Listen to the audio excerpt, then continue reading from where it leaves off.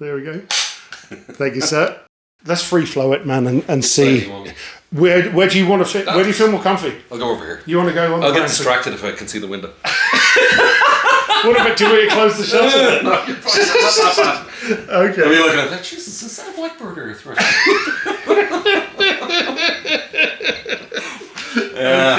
Okay. Right. Okay. So, very privileged to have Andrew Kavanagh on the podcast today. Wired for Winning.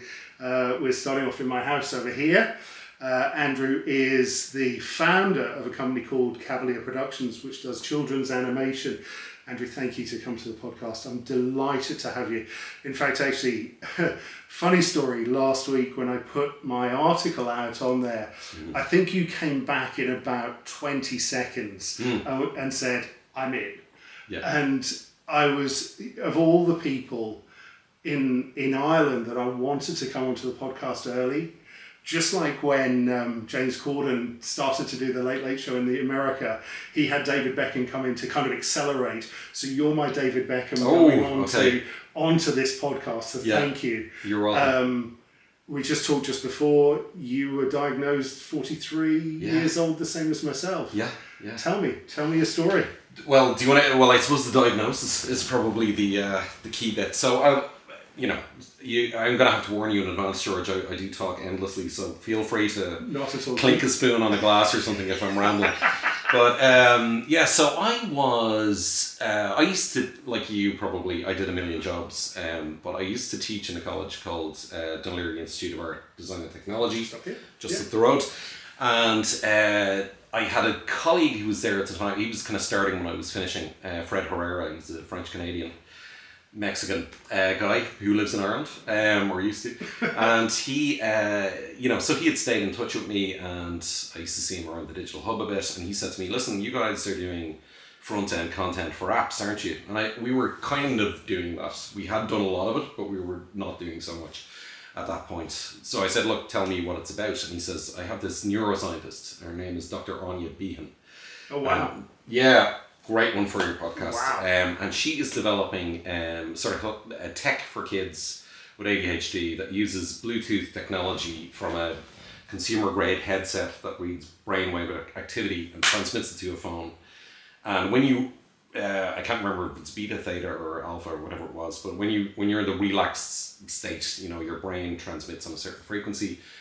That's picked up by the headset, transmitted to the phone, and there's a reaction within the game. So the idea she was trying to do was to come up with a way of doing something that wasn't a medical therapy and leaning into, as she called it, neurogaming, which is a big thing in the States, right? Yeah, it's huge. Yeah. So, and this is like 10 years ago, okay? So this is right at the outset of all of that.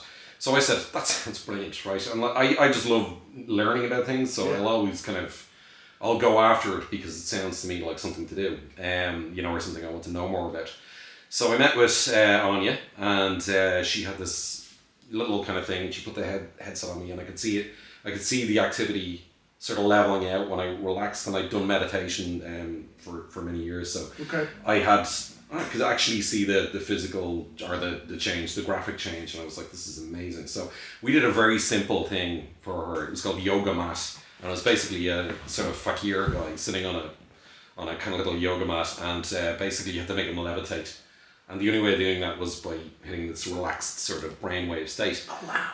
So yoga mat would levitate or whatever. Now, it never worked when I did it, right? I'd be showing people it and they'd be like, it just wouldn't work. But Anya had the magic touch. So it was, so we did this. She actually wrote a medical or scientific paper on it. I got my name on this because I contributed to it. Yeah. Which I was able to show my mother and say, look, I finally did it. I did something. Like Royal College of Surgeons in Ireland, the certificate with my name on it. So won some sort of a prize, and but out of that, I started to think. I had formed an interest in ADHD then, without knowing anything about it or even suspecting I had, and so I started to kind of look into it and do all those online surveys and whatnot, and I was like, this is uncomfortably close to the bone. And at the same time, my eldest child, who's now 14, I think he was in Montessori at that point. Okay. And he was having, he was having difficulties, let's say. Yeah. So I was seeing him at a very young age, just with social and communicative things, but also very, what I thought was more kind of autism spectrum sort of behavior. But, too young to diagnose at that point. And so I said, I'll try and find somebody and I'll test myself. I'll see if I have it. So 43 years old, I went on Google. I found this guy, David Carey. He used to do the Sean Moncrief show. Lord rest him, he's gone now. He would have been the absolute, he would have been, if I'm backing him, he would have been messy to get on your podcast. He was an amazing guy. He was a New Yorker, absolutely, salt of the earth man. Actually was one of the guys who advanced the study of ADHD when he was at the Freuble Institute. But anyway, he was living in Ireland, and I went out to see him. We did the usual thing, the fill out this form, do these tests. My wife had to do one, I had to do one. I basically, it was like the cartoon where the guy hits the hammer on the machine and hits the bell at the top, it was like everything lit up. So it was like, there was no question, that's what was going on with me. So that was, that's 7 years ago now. 7 years? Yeah. So what's very interesting is that point in time where you said you thought your son might have it or he's beyond the spectrum, you'd never considered beforehand, reflectively looking back since the diagnosis. Like myself, I remember being at school and being that naughty boy at school. Yes. But never knowing what ADHD was. Yeah. The moment I was diagnosed, I kind of reflected throughout my life and went, Oh, those incidences that happened were as a direct result of my ADHD. Did you have that yourself or not? Absolutely. Okay. I was so nervous that I wasn't ADHD. So after I'd done the piece of research, I was like, I was, if it's not that, what am I, So am I just kind of the scattiest person I know or what, So the thing about it is, I suppose, is that, you realize as well that, there's been a certain kind of, what I'm doing, my profession is a direct result of being distracted, right? So, I loved cartoons. They were short, they were punchy, they got to the point. You knew where you stood with them. I was that distracted kid in school. I was always doodling in the margins of the copybook, getting sent to the corridor. I avoided bullying by doing caricatures of my teachers and making the bullies laugh. For me, it was all of that really contributed to me going into, initially animation and, then into TV production afterwards. Yeah. Essentially now what I do is I create content for kids like I was. It was that age, right? Yeah. In that way I've been very fortunate, I think, because I've known people in my life who haven't been as fortunate with it and, fallen on the wrong side of the tracks, as it were, because the things didn't pan out for them the way they did for me. But I could look back. It was like looking back, and it was like getting, it was like somebody handing you the instruction manual for your brain and going like, all right, so this is how that works. Okay, I didn't realize that was worded this way or that way or whatever it might be. And like, I suppose I was looking back at the screw ups, and going like, oh my God, now that makes sense. Yeah. And how could I ever have expected to do that? And what was I thinking trying this? And so on and so forth. So all of that stuff, personal, professional, everything all sort of slotted into place. Yeah. And I had this brief euphoria going, right, going forward, I know how to do things now. Yeah. And I was like, okay, and then you take the next step and fall into a pothole and it's like, oh, I still have it. And it's going to keep happening. And it's just a question of like, all right, I just know that the potholes are coming now instead of just blindly falling into them. So, and it's, I don't know if this is an age thing or not, but actually what I tend to do is on those low days where I don't know how I tend to describe it is, on good days, I've got an IQ of about 140. Yeah. And on bad days, I have an IQ of 40. Yeah. Those are the days I medicate. Yeah. I don't medicate every day. Do you medicate yourself or not? I do, but I only just started this year, and the reason being that it was, like anything else, the arcane mechanism you need to go through to get to receive medication was just too, gnarly for me to engage with. So a friend of mine, Alan, who, I don't know if it's the same with you, George, but like, so many people, because I spoke openly about this, so many people contacted me privately and then said, I might have this actually, I heard your interview or heard you talking or read your article. And, I think at this stage, I'm into the kind of double figures of people who subsequently received diagnosis because they had a conversation with me. So Alan was one of those, he's also working in my profession, and he said, I managed to do this. You go on Dr. Online, and it's very... When I was diagnosed, David Curry wasn't a clinical, psychologist. Yeah. So he told me that straight up. He said, if you're looking for medication, I'm not your guy. So I had to get re-diagnosed. And I was able to do it. It was right at the tail end of, it wasn't lockdown, but it was kind of close to the end of the last lockdown. And I just went on Dr. Online. Alan gave me a list. He said, do this, do this, do this, do this. I was like, great. I went on, I did it on a Monday, I did the initial consultation, and by Friday I had my meds. Okay, fantastic. But I don't take it every day. Same as me. Yeah. And I'll tell you why I don't take it every day. I think I explained because of the IQ thing. Mm-hmm. If I take medication when I'm having a very good day, and those days when it goes bang, bang, bang, bang, bang, and it works. Yeah. If I take medication on those days, it brings me down. Oh, yeah. I don't function as well, but on days when I'm down here, and I'm not talking about mood, for those who are listening in, it's not a mood, it's a capability thing for me. And being a creative person, I suspect that's probably much more important in your sphere than it is in mine. But for me, even down to my ability to read, do fundamental mathematics, is very difficult for me on those days. So medication actually helps me to concentrate long enough. Otherwise, I'm like a butterfly, I'm just floating around, What's very interesting, though, is just coming back to your profession, and the purpose of the Wired for Winning podcast is really to understand those who have been successful in spite of the condition of ADHD, because I hate that phrase, because when you look out at the world and you see the number of people in the world who exist who are very good at what they do. I mean, Dave Pilkey in your sphere, 200 million copies of Dogman and Captain Underpants, and everything you've done with with Kiva, and all the stories that you've written, and the IMDb stuff that I've just read in the last few days is kind of incredible.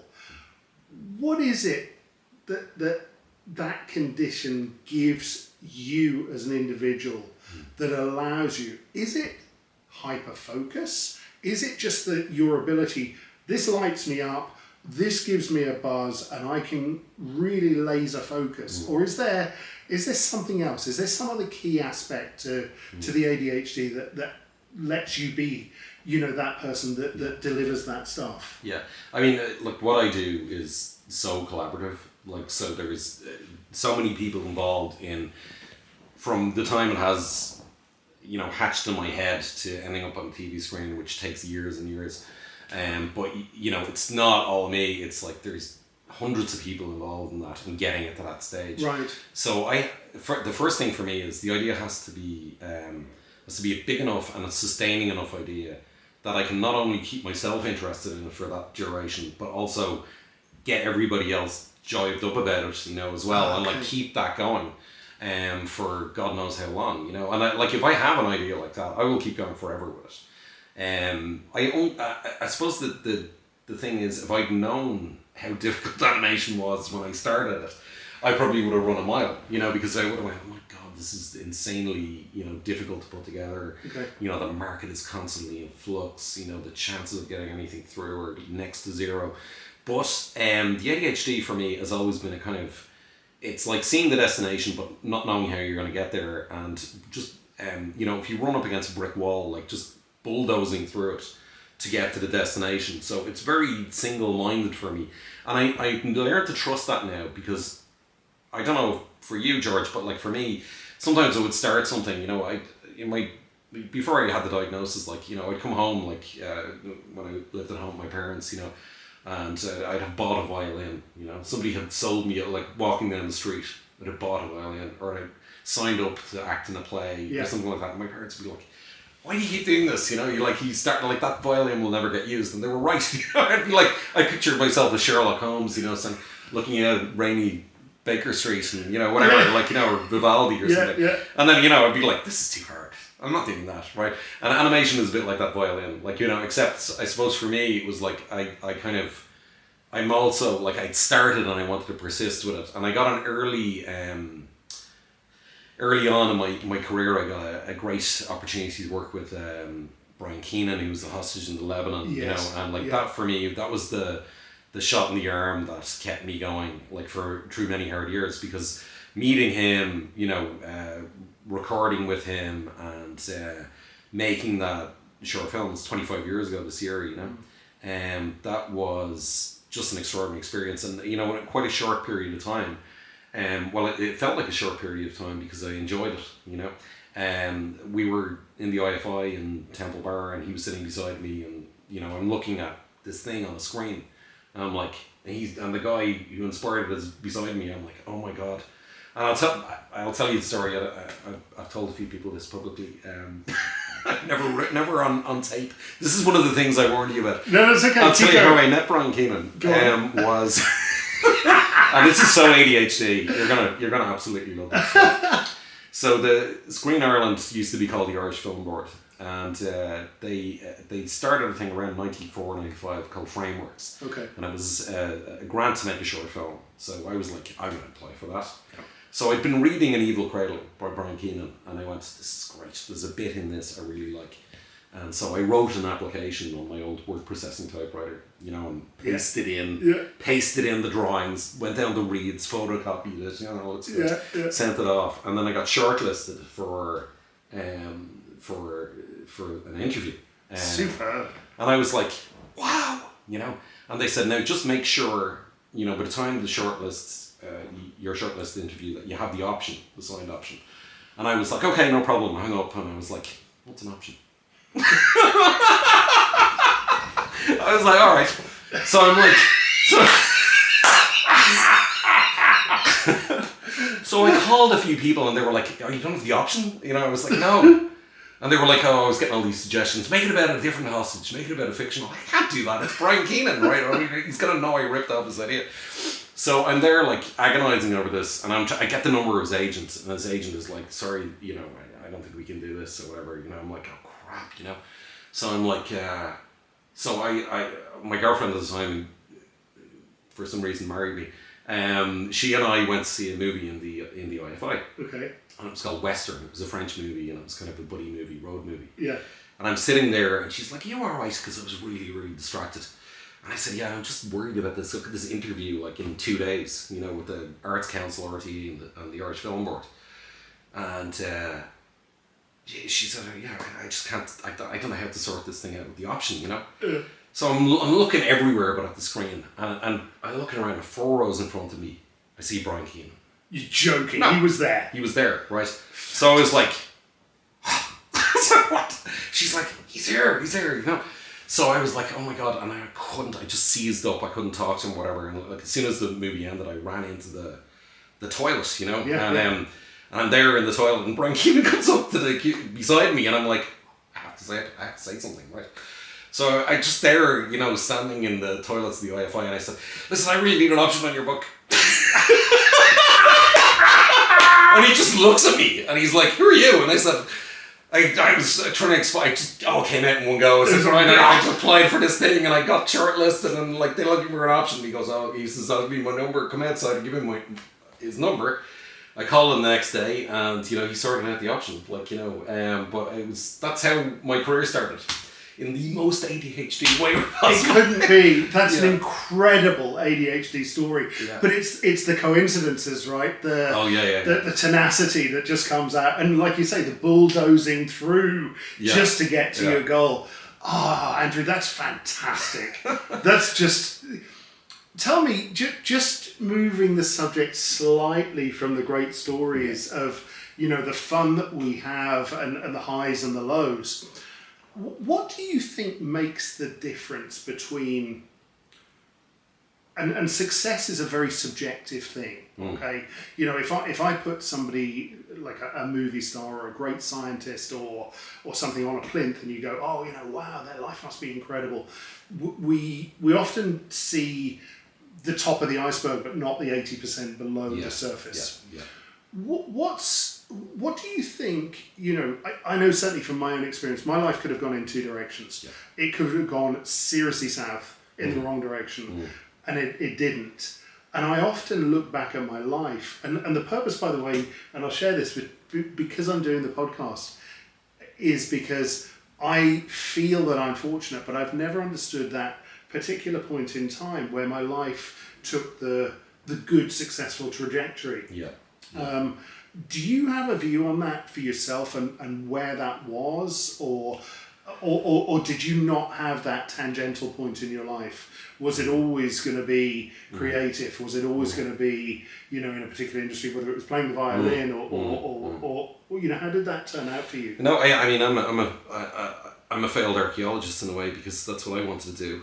I saw Indiana Jones when I was about 10, and I went, I'm doing that. That's for me. I want to swashbuckle and dig holes.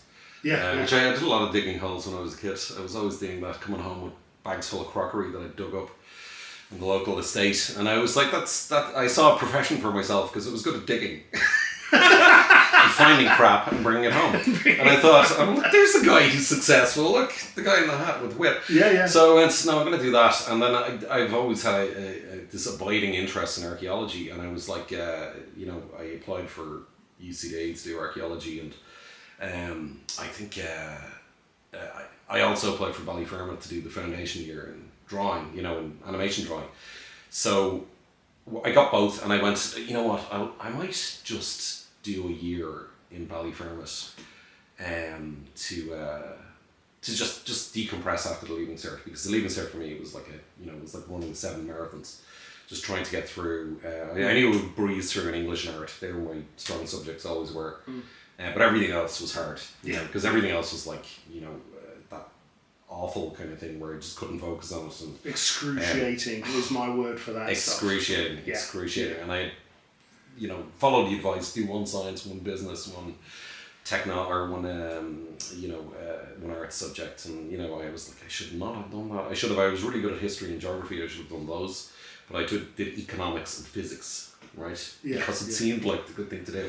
So I bombed in both of those, and math, and you know, a bunch of other stuff.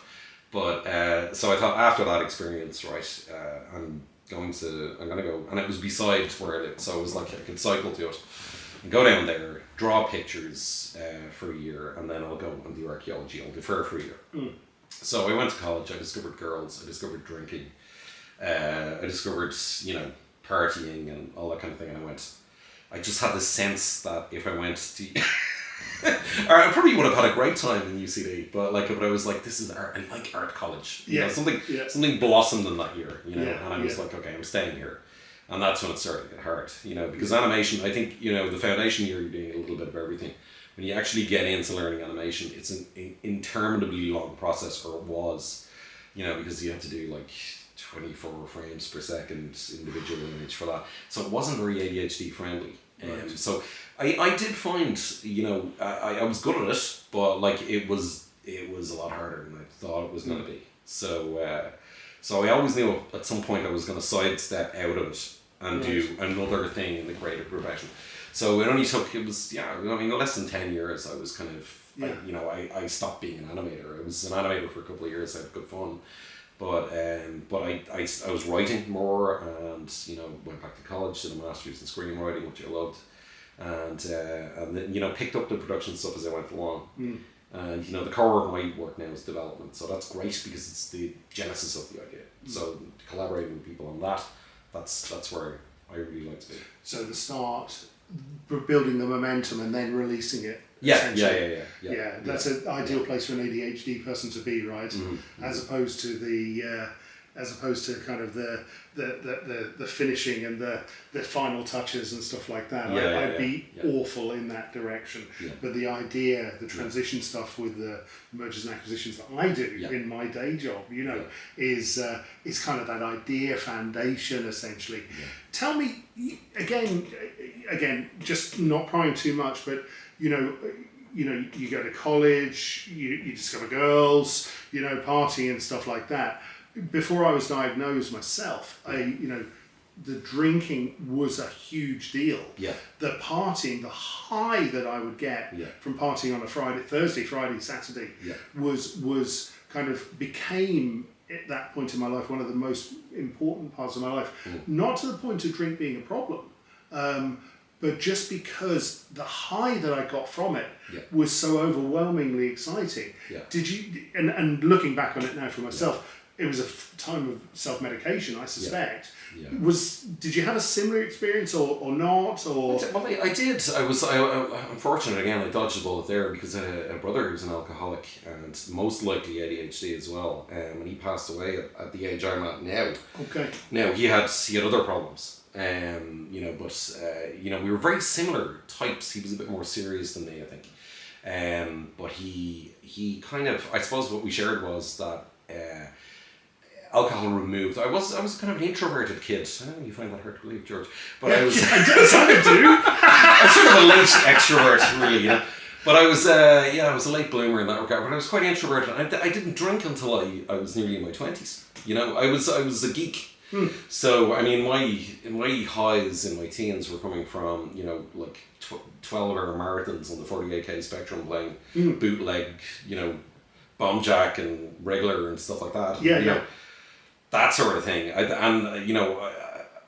was talking to somebody about this earlier on that me and my mates were all the outsiders. We were all the kind of nerds, and it's amazing like how many of us have since been diagnosed with something. We're all on various spectrums. I think there's one guy holding out of the original gang. He's just not bothered. He's not bothered. But everybody else has been diagnosed either ADHD or autism or ADHD. But so that was my dopamine fix. And then when I did kind of start drinking and stuff, it did remove that inhibition. I became I look, I don't look back on it as a bad thing because it never got out of control for me. Do you know what I mean? It was the only time I really I found it was, for me, it was kind of going a bit too much was during COVID. Okay, yeah. COVID, because I did not know when it was going to end. And I thought, you know what, I'm going to party. We're locked down for 2 weeks. I'm going to have a bottle of wine every night or whatever it is. Yeah. And, I got it. And then I was like, it's going on for another 2 weeks. Oh, well. I'll have another bottle of wine. Yeah. So, and then I was like, okay, I have to get this, sort of locked down because this is not working out. And also because of COVID, I wasn't at the gym, I wasn't doing things I normally do, so I wasn't getting, the balance of activities or outlets. So, that's a big deal. I've never had, and my family's, my dad's side of the family, there's a lot of alcoholics on his side. And actually, both sides really. So I don't know, I do have an addictive personality, but I've been fortunate that I've been able to sort of, satiate that through other activities. And that's, as I said, as I blossomed as an extrovert later on, I did that by going on stage and stand up. I was in Dublin Gospel Choir. I used to do, I like a little bit of everything, but it was like, okay, it was a smorgasbord, right the way through my 20s, which measured out when a lot of people were just drinking. Or going to, whatever, looking at sports or whatever. I was never into sports. No. So I never got into that kind of like drinking all day thing that other people did around a big game or something like that. So I was always looking for the fix elsewhere, you know. Yeah, and that was usually by showing off, or doing something outrageous, or, some crazy idea. To following show off to others. Yeah. Can I just focus? There's a couple of other areas of ADHD that I have myself and others do as well. One is something called rejection sensitive dysphoria. Yes. Is that, now I kind of equate that sometimes to imposter syndrome, which is kind of a bit similar. I kind of feel I'm an imposter most of the time. A lot of people in the world do. Yeah. I'm at the age now where I don't give a fuck genuinely anymore. But the rejection sensitive dysphoria, is that something that you have experienced or not? Is there anything you want to share on that subject? Or? Absolutely. I mean, it's something that, I've developed somewhat of a thick skin to.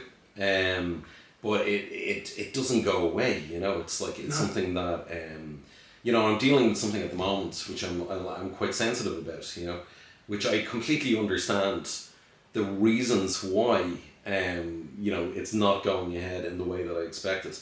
But at the same time, I'm taking it personally, you know. So I never really get away. And I suppose the thing about it is I'm able to function with it. Yes. But I get that 4 o'clock in the morning, I wake up like, you know, with the sort of like staring at the ceiling, and then it all hits me, like presses down on me, you know. But I've had that all my life, and I think I was very sort of affected by it as a younger man, you know. Yeah. And certainly in my teens, it would have been something that I felt quite acutely. Yeah. But as you know, I remember the first job I had in animation. I went to I worked for Brian Keenan, and the Cahill, who was my boss there, he had this file in his filing cabinet with PFO on the file. And I said, "What does that stand for?" And he says, "Please, go off," right? And it was all his rejection letters, right? All his rejection letters that he'd gotten. And I looked at it and I was like, that was very inspiring to me, actually, you know, because it was a great company to work with, but you know, those guys are incredible. But like but I was just stunned by somebody who was able to stick their neck out to the extent that they had that many rejection letters, and be able to laugh it off, like, you know, just file them all with PFO. Yeah. And you know, just that kind of, when I saw that, I was like, okay, I'm gonna have a bash, you know, myself. And I was like, it wasn't shortly after that I started Cavalier, so it was yeah. I mean, I knew that was the impediment to a lot of things. I knew all my goals and aspirations were on the other side of that very substantive hurdle, you know, which was the rejection, the fear of rejection, the sensitivity to rejection. Yeah. And there are still certain things, like, you know, that I want to do, and I'm sort of have that, you know, that I feel like, oh man, you know, like I wrote a novel during lockdown, you know, and I was like, I actually managed to get an agent as well without having ever published anything. But have I sent this to anybody? No. And I'm really kind of, I've still got that fear that, you know, of getting those letters, even though I'm so used to getting them in my work. In your work environment. But we shared, like, I think it's shared pain in work, you know, because there's like dozens of us involved. Yeah. So we all feel a little sting. Right. But if I wrote a book and it was just me, and you know, it was like if it got rejected, it would all be on me. Yeah. Then it's kind of, I still have that. Yeah. That's interesting. I self-published a book recently about digital nomadism. Okay. You know, these people. So during COVID, up until COVID, it was kind of 20-somethings going off to beaches in Bali and working on digital marketing. And then after COVID, families started doing it. I was kind of fascinated by this paradigm of, you know, families uprooting their kids and homeschooling and going to these exotic places to live for lower cost and stuff like that. So I wrote a book about it, and I think I've sold on Kindle publishing maybe 10 copies, right? They're probably all my mum has bought them, I'd say, you know, and stuff like that. But what I noticed is I'd be terrified. And I just said, George, just press the button. Yeah. Right? Yeah. And it's like a couple of weeks ago, last week, when I published out the article on LinkedIn to my LinkedIn family. Hey, now I talk about ADHD openly to employers, to customers, to friends and acquaintances openly. Now, 50% probably don't care. 50% go, that explains some of his blurting behaviour and stuff like that. But for you, you know, you are successful, right? And I know that's a subjective thing. You know, you go onto the internet, some of that work that you've done is phenomenal. There's something else inside of you that allows you to do that. And I believe it's ADHD, right? But you know, maybe it's just being a human being that is just very good at something. Or you're able to hold the magnifying glass still enough to burn through the paper, because if you keep moving it, it won't burn through. You know, there's very positive aspects to ADHD that have allowed you to get to where you are. Are you in control of your ADHD now? do you think, like you said earlier on in the podcast, you'd learn to become thick-skinned about rejection sensitive dysphoria because it was a shared experience. You'd learned to glide over the potholes, I think was the phrase that you used. So you kind of, like, I have a friend who, he can't read. He's my age, he cannot read. And yet if you met him, you wouldn't know that he couldn't read. Because he's developed these techniques, these tools to get around that. Yes, yeah. And I think probably I have over the years learned, to overcome them. Just like your thick skin and your gliding over the potholes, what other aspects of your ADHD do you use to your advantage? And it's a long question, but it's kind of where I'm trying to get to the nub of, if that makes sense, Yeah, well, to answer your first question, am I in control of it? If the routine is maintained, yes, right? I actually surprise myself how organised I am, right, when I've got my routine. Okay. The thing is, I hate routine, right? And I will get, even though it's beneficial to me, I need to have breaks in the routine. Which are complete breaks from the routine in every sense of the word. Otherwise, the routine will not be maintained. And even if it's the best system in the world, my toolbox is fantastic, I need to F it up every now and again and just go off the map. Deliberate. Well, I mean, luckily for me, it's kind of part of my job, right? So I'm also on the kind of sales end of things. So I go out and pitch. So there's nothing I like more than the dopamine hit I get from standing in front of a room with people and just opening my mouth and not knowing what I'm going to say, right? And people say to me, it's an hour, you're doing this for the next hour, you prepared. I was like, I lie to people, I do tell little white lies. I say, yeah, it's all under control. I have no idea half the time. I love that, right? Okay, so I'll get up and I'll talk. You could give me anything, I'll pitch it, okay? So, and then I like the interaction with people. So I've just come back from 2 trips this month. I went to Warsaw for a conference, and then I was in Cannes. And I was going from like 8:30 in the morning till 5 a.m. for 4 days. Okay, and my mouth did not close for that duration. I was talking to somebody. I was either doing some work or on a call or in a meeting or networking or whatever it might be. Yeah. Or singing badly in 3 a.m. in a karaoke bar, but there was something coming out of my mouth the whole time. And I was that's what I need. And so like we talked about this earlier, but like the half the entertainment industry have ADHD, whether they know it or not. And there wouldn't be, we wouldn't have content if it wasn't for these people. And they're all the same. We're all in this kind of like moon cycle of like we have these kind of like breaks in our routine where we just we let it all loose, Yeah. So that's a really important thing, and I've completely forgotten the other part of your question. No, that's okay, because strangely, I've gone off into another question now as well, which is great to ADHD, right? It's like, dot, yeah, here we go. No plan. But I get the break from routines, because sometimes I'll say, oh Jesus, actually, I'm going to visit a customer here, or I'm going to the gym, or I'm working upstairs, and then I'll wake up one morning and go, do you know what I'm going to do? I'm going to go down to the ferry port, and I'm going to jump on the Dublin to Holyhead ferry with my laptop today, and I'm just going to sit at the other side and catch the same one coming home. Wow. And I've even flown on an aircraft to Poland, or I've gone to Iceland, or I've gone somewhere else, to no other point to get off the other side and walk out the door, come back on the same plane, same seat, and I've just had my laptop with me because I can think. Yeah. And I have a friend, Peter Shankman, who runs... do you know Peter Shankman? Yeah, Peter Shankman's a good friend of mine. You know Peter? Yeah, of course. Fantastic. And he's got a great podcast, Faster Than Normal, everybody. Really good podcast. Phenomenal marketer, right? Wow. Public speaker. Yeah. He won't mind me saying this. Consummate bullshitter, but a very good quality person for that sort of thing. Yeah. Runs Shank Minds and so on and so forth. Yeah. He lives in Hell's Kitchen in Manhattan. If you're ever over there, right? If you're ever in Manhattan, I'll hook you guys up. Which is my passport. Yeah. Should we go? Yeah, let's turn that off. Yeah, exactly. Turn it off and we'll go right now, right? That's the ADHD thing. Let's go right now. Yeah. But the question is for the most part, when you're not breaking the cycle of being organised, What is that for you? What is a typical day in your life that allows you to maintain those dopamine levels? You know what I mean by that? I only hit on this after the diagnosis because I hated gyms, I hated exercise. I'm not interested in sport. So I was always in my head. I was constantly in my head, you know.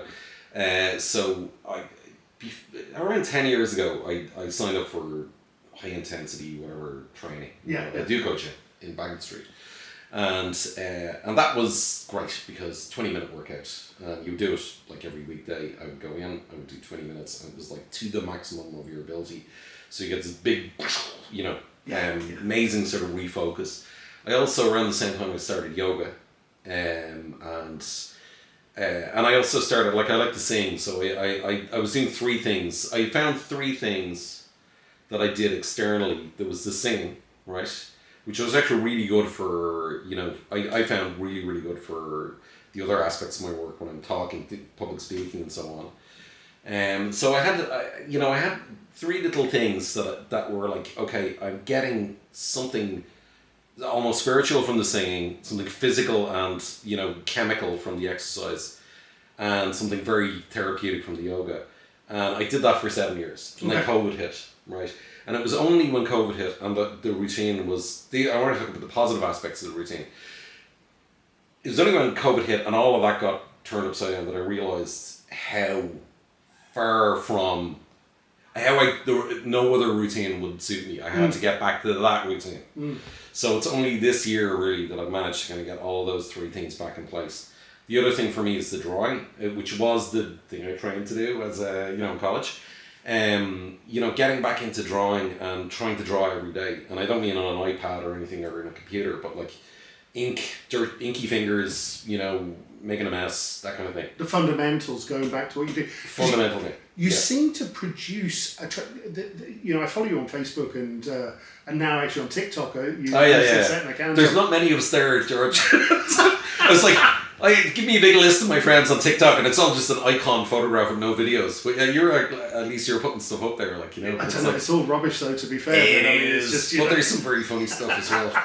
There is some very funny stuff. But you're producing. Your job is that. Yes. And you've expanded that horizon hugely, as you said, into pitching new business and being the businessman and the founder that you so clearly are. And yet you've got this innate passion for drawing. And I remember, I think it was around COVID or before, and I remember you posted something around putting cartoons on your children's lunch boxes. Lunch bags, that was it. So there's something inside here that's so innate. And I think that's the one thing that allows somebody to be successful when their job is their hobby.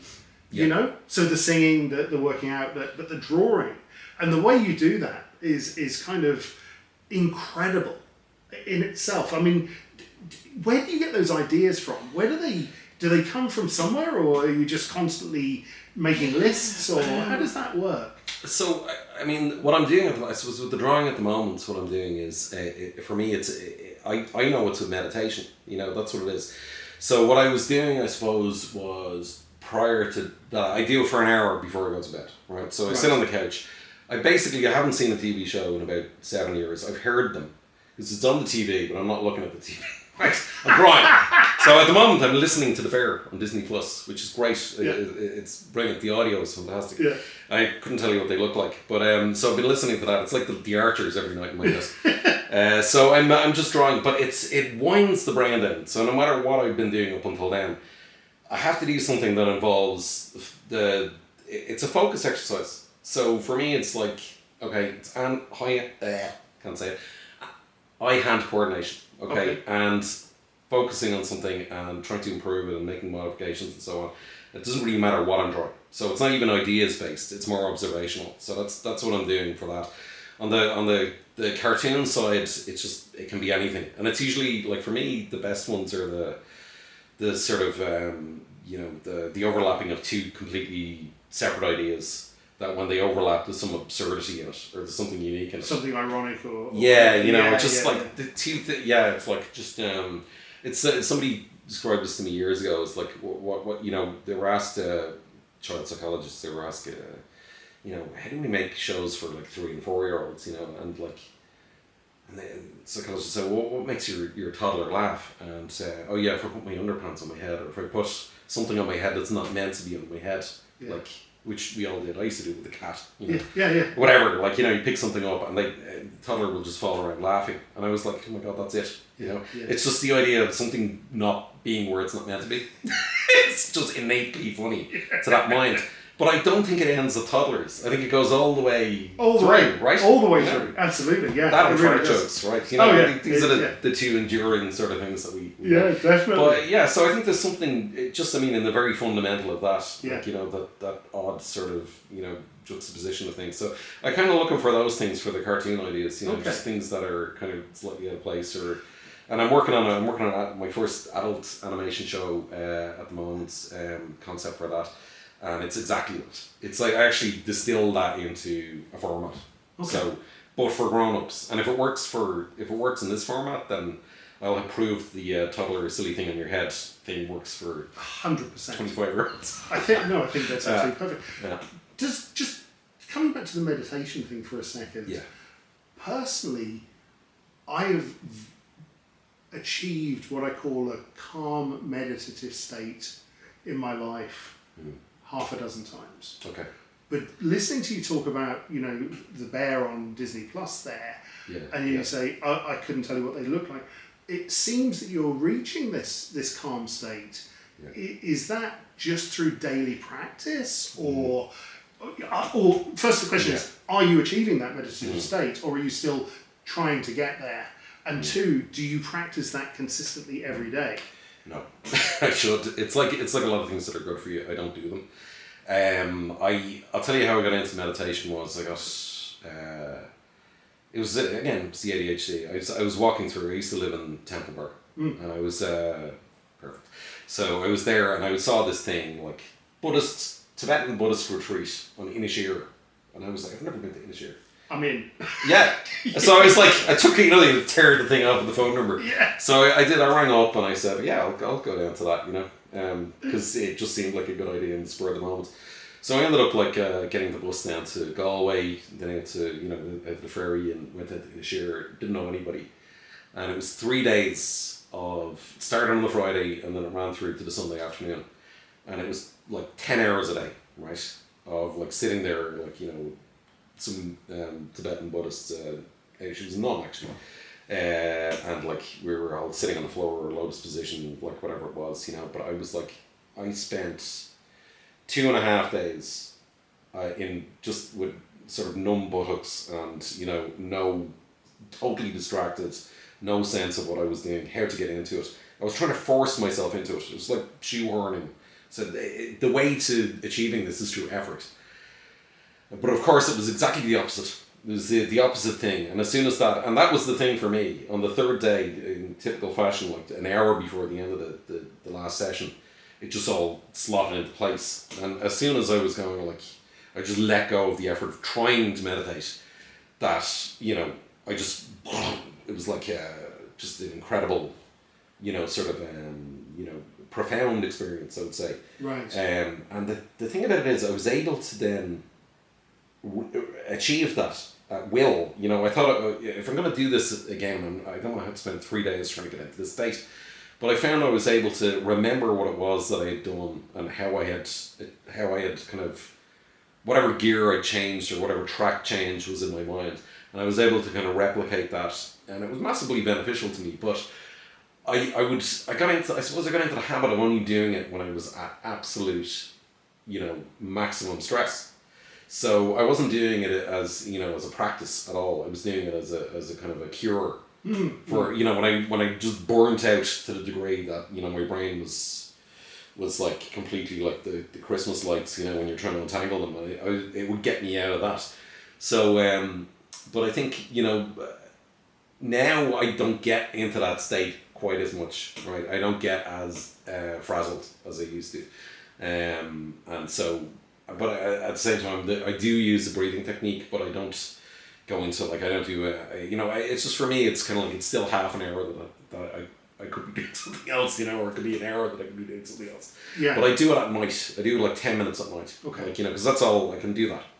Have you ever tried Wim Hof breathing? You No. familiar with him? I know who he is. Yeah. That's an interesting one. It's that gets me to nearly that calmness of where that zzz disappears. Yeah. You know the one, right? Yeah, I do. But with that profound experience you're talking about, I may have to go and disappear and go and do that myself. Actually, it sounds very interesting. Just on food, nutrition, is there any aspect of your life with ADHD that is there certain foods that you eat that exacerbate it? Is there certain foods that you eat that don't? Do you eat well? Do you not eat well? Or do you just not care? How does that work for you? And is that been part of your life since diagnosis as well? Yeah, because I think up until my early 40s, I was overweight. Like from the age of like 8 or 9, I was about 17 stone when I was entering my 40s, and very unhealthy. In terms of nutrition. So, and it sort of crept up on me, it was just like over the years, just get another 2 inches on the jeans or whatever it was. And I would, that was my routine. So when I started the gym in Paducah, like they give you a nutrition plan. So I did follow it, kind of more or less for about 2 years, and I got down to like, I was skinny as hell, and then there was for whatever reason, I can't remember what it was, but there was a break I had to take. I think it was actually, it was we did a couple of my brother died, my brother passed away, and then my father passed away, and I took breaks around that time. Yeah. And during that time, like everything, all of the bad habits just flooded back in. It was like, so my natural, so it does take effort for me to eat well. I will eat for fuel. I will eat for fuel. I will eat for fuel to keep the brain going. So I crave carbs. I'm always looking for carbs. I would live on carbs. Yeah. If the doctor said it was all right, but that's how I would live. I'm just looking for fuel for the brain, all the time. So for me, it's like it does need to be a plan. And I said, look, if I can't get anything else right, I'll get breakfast right. Yeah. So I have a healthy breakfast every day. And at least I've done that, and then it might go skewy after that. Yeah, but I'll never choose a salad. It's a burger on the menu. Yeah, agreed. Yeah. No, I started out with good intentions as well, and then it can go any direction, Yeah. So that's really around, the health, the brain, the body, the rejection sensitive dysphoria. You talk to me. And it's great when I talk to people with ADHD because you go, listen, should we go to Tokyo in the morning? No, let's go now. And that's my test for people with ADHD because the ones that say I'm in have ADHD. The ones that go, oh, listen, I've got to sort the kids out and stuff like that, they don't. And that's the divide. And it's not a separation or a divide or anything. Because I really believe ADHD is, and I don't like using the word superpower, but I do believe that it helps people to go and do stuff with a sense of focus without the distraction. It's almost the opposite of what it's defined to be. So, and a lot of things we don't do particularly well. But there's a phrase, have you heard of the phrase ADHD tax? Oh, yeah. So, I think the guys who invented Revolut, and I talk about tax from a financial perspective, the guys that developed Revolut, where you can create a virtual card, do that subscription after 7 days, for free, cancel the card so you don't have to worry that you haven't paid that subscription, right? And I remember in the past being in huge amounts of trouble signing up for stuff and then never paying it, and then having debt collectors come and chase me, and stuff like that. In a modern technological world, you can go, 7 days for free, oh, forgot about that, sorry, but the card won't pay it anyway. Do you have an ADHD tax thing as well? Like a mechanism for avoiding it? Well, not avoiding it, do you suffer from it, right? Oh, I suffer from it, big time. Big time. Oh man, and I never look at bank statements, personally. I like doing it in work, because I've got the due diligence and whatnot. But like at home, like I won't. Like I remember there was one stage I was paying something. I was paying a gym subscription for about 6 or 7 years without realizing it. I'm like, what? What do you do? You like it's gone. You can't get it back. You just didn't show up. I'm like, there's a lot of that kind of thing. Yeah. And even, I mean, it was actually, when my father passed away, I realized how many things I'd been paying for him. I didn't even know. Like, because he'd asked me. My dad didn't have a credit card or anything. He was like, could you put this on? And now I'm actually going to sort one of those out. I forgot to do that. It's local property tax. I have to change it with my mother's name.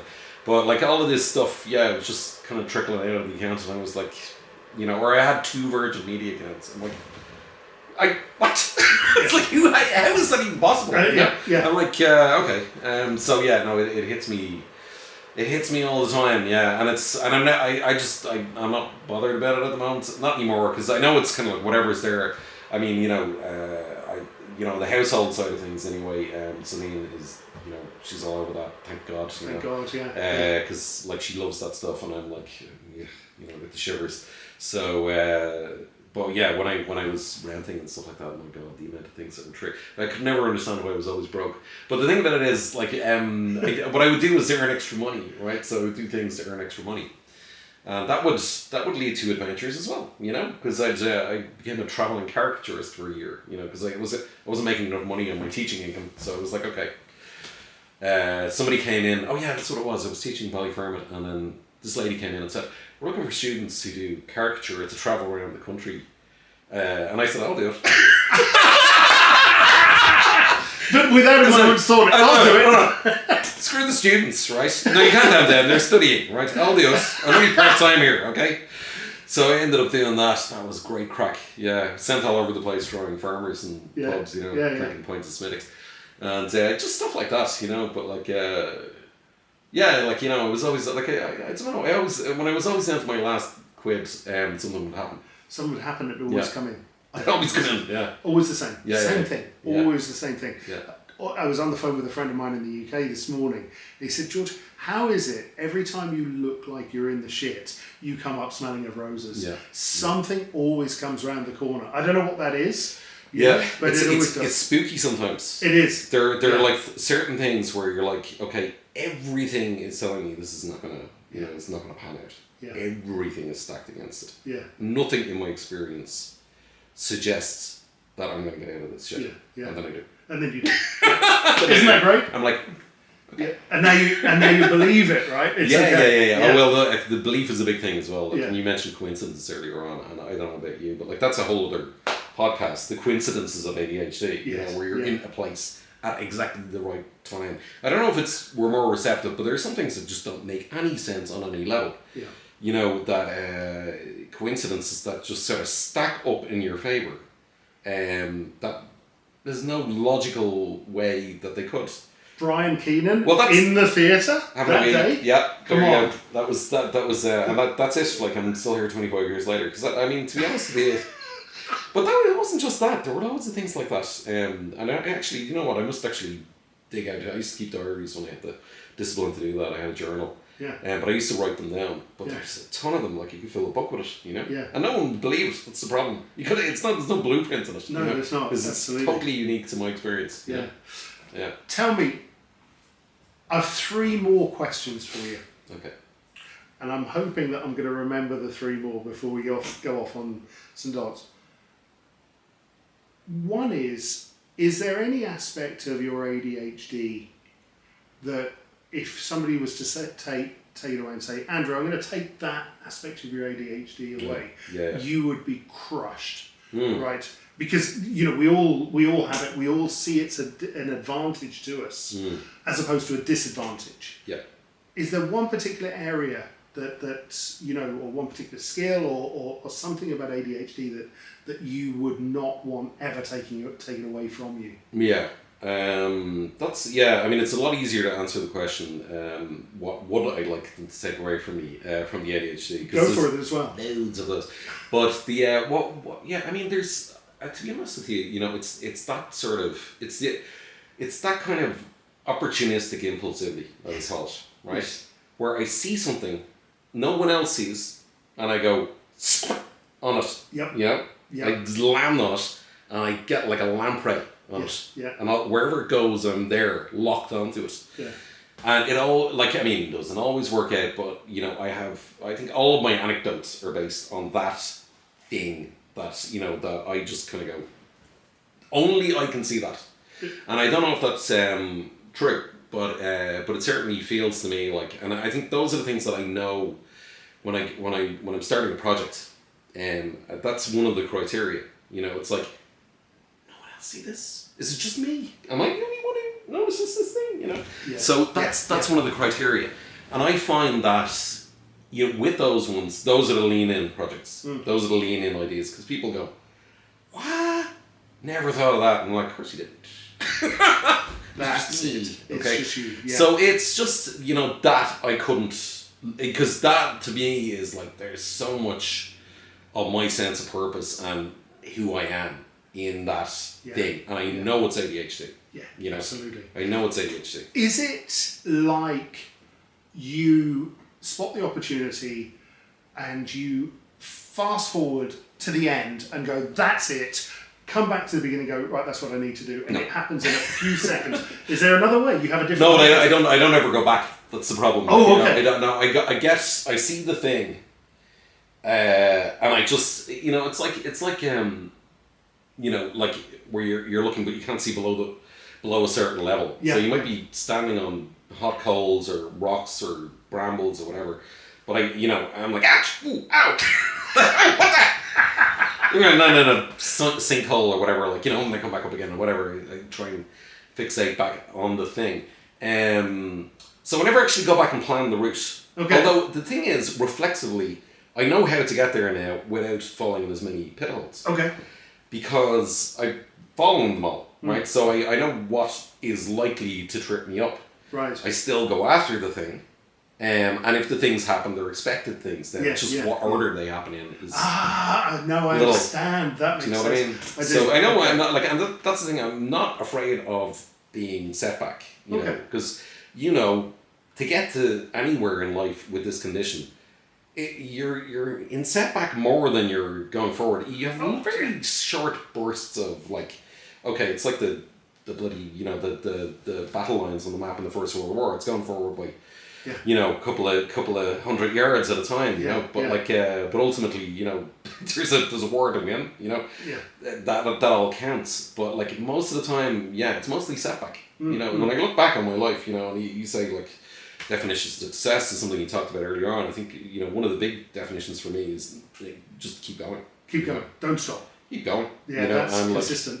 Like, you know, and not even toward a specific goal, but just keep going. Just keep going, and you know, things will. You know, it's amazing what comes your way when you just don't stop and don't go backwards. Yeah, and that's it.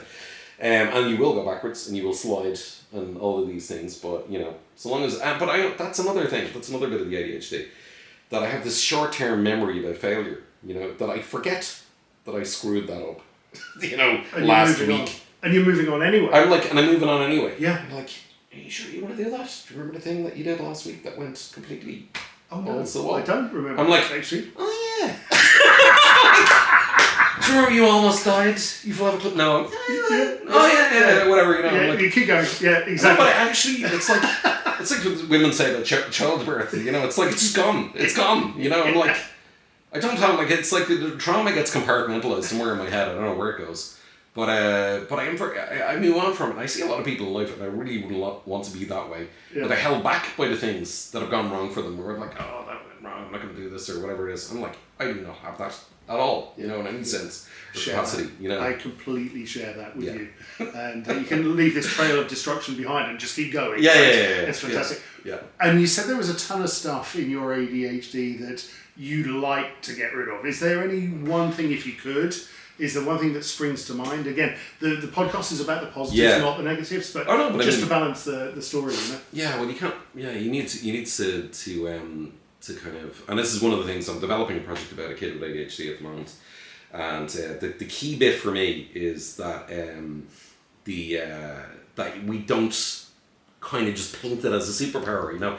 I don't want to do that. I know there are brilliant bits of it, but I want to kind of show objectively, you know, because it's really difficult as a person with the condition to see that, you know, and to be objective about it or step outside of the situation and see how other people see it. So what I'm trying to do is, you know, with this character, I'm trying to show that, look, you know, he has struggles, you know, there are things that are going badly for him, but he has this kind of, you know, laser focus on, you know, singular kind of vision about what he wants to achieve, and he will get there however long it takes, but he's not going to get there smoothly, you know, or there's no story, okay? So I think for me, yeah, like, I mean, I suppose it's the lack of, you know, people say to me, God, you're so organised. I'm like,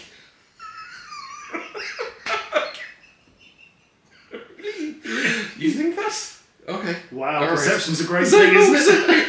I write everything down. Bullet journal, everything. Divvy it all out. Because I can't remember anything, right? Yeah. So I have a great memory. If you ask me, like, anything about sitcoms in the 1980s, I can tell you who was the first grip on the young ones, but like, yeah, I couldn't tell you, you know, what I was meant to be doing like 2 days ago. Yeah. So everything goes in, so I have loads of tools and workarounds and things like that, you know, that I developed. It wasn't out of knowing that I had ADHD.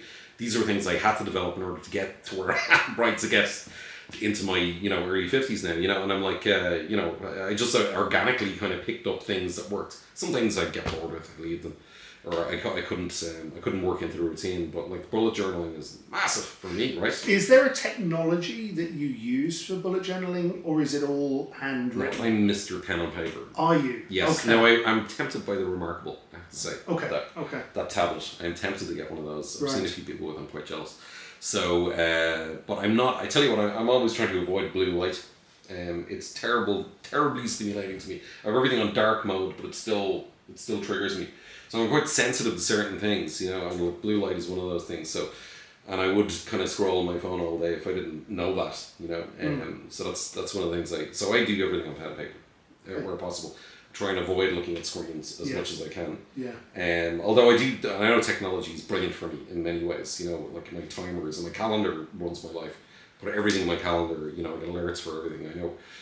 Still kind of forget things occasionally, but I'm pretty good at keeping, you know, not today, alright, I'm pretty good at keeping the schedules, but not today. I was an hour late, folks. Anyway, yeah. No, but that's fine. It's kind of, I'm terrible. I suffer from the other side of that time distortion. Yeah. Which is, I'm never late for anything. Oh, right. Okay. Yeah. But if you said to me, 3 p.m. appointment, that's the worst thing you can do, because I can't do anything up until 3 p.m. Okay. The anxiety of that thing at 3 p.m., whatever it is, can't do anything. Couldn't, because I'm so frightened that I'll miss the 3 p.m. This is why I hate early morning flights. Exactly. I won't sleep. I know I've got to get up at 4 o'clock. Like, I'm not going to sleep. You're not going to sleep, exactly, that's it. Tell me, I'm just going to wrap it up if you're okay with this. Just to summarise everything around ADHD, would you have any advice for anybody, you know, who's listening to this, who's maybe younger, maybe older, who is just being diagnosed or maybe thinks they have ADHD or some form on the spectrum of it, you know, of how to handle that? You often hear of people say, hey, you know, I've just been diagnosed, it's a revelation, I've got a manual for my mind now, I can do something. Is there anything from your perspective that you could offer advice to somebody who's going through that particular part of their life at the moment? I mean, I suppose, you know, I've seen, you know this, you see those tweets all the time, it's like, you know, the newly diagnosed tweet, you know, you don't see the tweet 6 months later. You know, where they're back to their struggles, and it's like, yeah, okay, now I know how this works, but it, you know, it still is hard to get open. I suppose that, you know, recently a friend of mine was, he called me and he said, like, I think I have autism, and I'm gonna look into a diagnosis, and he was asking for some advice there, and he had a very similar experience. He was saying, like, he was afraid he wasn't autistic. You know, because he was one of my gang, you know, when I was growing up, and we were all oddballs and outsiders anyway, you know, and I was saying, like, you know, just go with it. The big thing for him as well was the reactions of people, right? for me and you, George, you know, having been diagnosed later and having kind of ploughed our own furrow, let's say, to some extent, I think there's still a lot of stigma around ADHD. I think so, yeah. And like, I mean, I know people who've known I've had the condition for 7 years, and they still like either don't believe in it or, you know, conveniently forget every time, you know, whatever. They're just waiting for me to drop the ball, you know. And so you get no quarter, you know. So what I'd say to you is, it is great, and I would say there's like, we met online, you know, through this. Yeah, we did. Yeah. Through Joan, I think. Through Joan, it was. Yeah, that's right. Yeah. And you know, there's another kind of family and community out there. Don't be too worried about what your mother thinks or what your girlfriend thinks or what your boss might think. Do it for yourself. You know, with me, I just blurted out as soon as I had the diagnosis. I was like, I have ADHD everywhere. You know, and other people were like, we know, shut up. But like, I was in this position of, you know, I wasn't gonna get, you know, demoted in my job or anything like that. So there was that aspect to it as well, you know. So, but that's not everybody's case. So I think you have to judge on an individual basis. But like, know that whatever you think, you know, the reactions are, yeah, and it's up to you who you tell. You know, you don't have to tell everybody. You don't have to do what I did. And don't be held back by that, because it is a revelation. And it's a weapon, it's armor, you know, in some ways, because you do get a certain kind of sense of, and I think, you know, kind of self-forgiveness is a huge thing. I blamed myself for so many things. That's my fault. I screwed that up. Yeah. You know, that relationship didn't work out because I was an asshole, whatever it was, you know. You know, I screwed up that job, that's why I got fired, whatever. All these things, you know. It's like getting your life flashing before your eyes, you know. And you get that kind of, you still have all of that, you know, but you're kind of like, yeah, it wasn't all my fault really, was it, you know? Actually, you know, what else was likely to happen? Now, and that comes with the understanding of the condition and the diagnosis. So, it does. So that's what I would say. And then there is a tribe out there, you know. There is a tribe out there, and they're very, I have to say, very supportive. Yeah. Very supportive. I think we're all, you know, particularly the late diagnosis people, because we have a lot of young people in the studio now, and they're like, yeah, I have ADHD. So what? And so what? I'm like, oh my god, I'm so jealous of them. You know, yeah, like, too. Yeah, like it's normalised. Right? It's like, yeah, and like they all know now. Like, you know, I mean, years ago, you used to go like, you know, so and so, whatever, are they on the spectrum or whatever? Now they're like, yeah, I am. You know, they have it on their bios. You know, autistic, ADHD, whatever it might be. It's completely part of their, you know, their makeup, but doesn't define them, and they have no stigma about it. And I'm so jealous. Yeah, me too as well. Andrew Kavanagh, thank you so much, man. You're very welcome, George. Thanks for having me. That was very easy, wasn't it? That was a piece of paste. Let me switch the camera off. Okay. Hold on, let me just